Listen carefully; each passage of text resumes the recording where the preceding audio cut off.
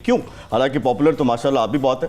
मुझे इतना चीज़ों को, हर ही चीज़ को इतना हवा देना पसंद नहीं है और मुझे शादी को इतना उस अंदाज में करना बिल्कुल भी पसंद नहीं था कि बहुत ही कोई चर्चे हों। हाय हाय हाय, हरीम की जुबान कितनी मिठी है। हैप्टाबाद वाली साइड ते ना इंज दियां कुड़ियां धक्का ना दई मैं टह जुलसा ना।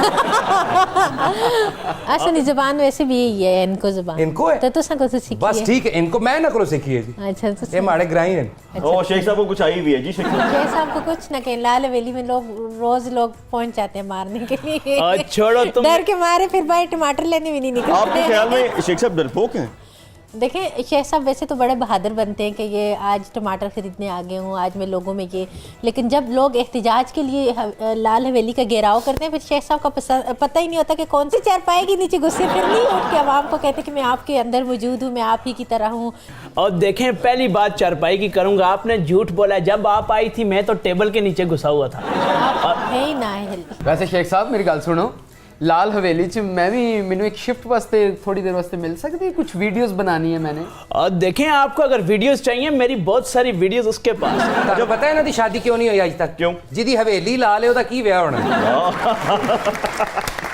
तो बात ये बताइए कि आप भी टिकटॉक पे हैं?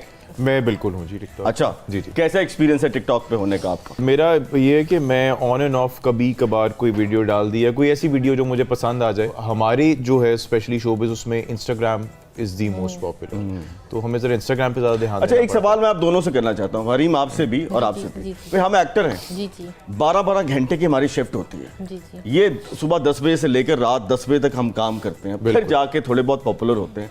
ये टिकटॉकर जो आप लोग हैं, आपका कंटेंट इतना छोटा सा होता है लेकिन आप लोग इतने ज़बरदस्त पॉपुलर हो जाते हैं। क्या कहेंगी अगर दोनों को कंपैरिजन किया जाए, एक एक्टिंग फील्ड की और एक टिकटॉकर की? लोग जो हैं मेरे ख्याल में टाइम ना होने की वजह से मुख्तसर चीज़ों को या छोटी छोटी चीज़ों को ज़्यादा लोगों को क्लिक करती हैं, या हर एक जो भी कभी फ्री हो गया तो टिकटॉक ओपन कर लिया और बहुत, तो शायद इसलिए ज़्यादातर टिकटॉक की मकबूलियत है कि जो भी फारग है या फ्री है वो टिकटॉक ओपन कर लेते हैं, बस चंद सेकंड की वीडियो देखी और वो। जहाँ तक आपका काम है, आपका वो है, तो आपकी स्ट्रगल और आपकी काविशों को तो हम सलूट करते हैं सर। आपकी मोहब्बत नहीं, बिल्कुल। अच्छा, तो मतलब आप जितने भी हमारे लेजेंड हैं, हमारे स्टार हैं, तो उनकी एक अपनी एक वर्थ है, अपना एक मकाम है। टिकटॉक्स अभी मैं जो देख रहा हूँ उसमें काफ़ी मेहनत से टिकटॉक्स बने होते हैं। जैसे हरीम हैं या और 2-4 जो लोग हैं, उनका ये होता है कि अब कुछ इंडोर्समेंट्स जो होती हैं वो भी मिलती हैं टिकटॉकर्स को, तो उन्होंने वो बाकायदा पूरी एड शूट की होती हैं जो कि काफ़ी टेक्स। मेरा तो इस